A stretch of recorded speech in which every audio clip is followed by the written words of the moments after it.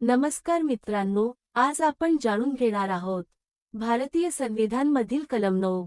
मित्रांनो, कलम 9 हे नागरिकत्वाशी संबंधित एक अत्यंत महत्त्वाचं कलम आहे। कलम 9 काय सांगतं?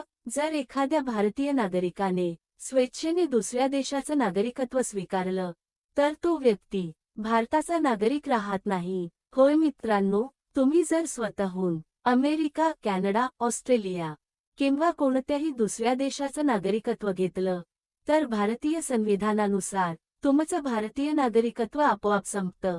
भारत दुहेरी नागरिकत्व मान्य करत नाही। म्हणजेच एकाच वेळी भारत आणि दुसऱ्या देशाचं नागरिकत्व ठेवता येत नाही। उदाहरण पाहूया। समजा राम हा भारताचा नागरिक आहे, तो नंतर स्वेच्छेने कॅनडाचं नागरिकत्व घेतो, तर कलम 9 नुसार राम आता भारताचा नागरिक राहणार नाही।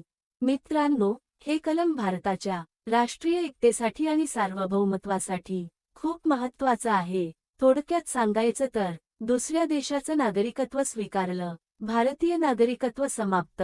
जर तुम्हाला संविधानातील अशाच महत्त्वाच्या कलमांची माहिती हवी असेल तर व्हिडिओला लाईक करा, चॅनलला सबस्क्राईब करा आणि हा व्हिडिओ शेअर नक्की करा। जय संविधान, जय भारत।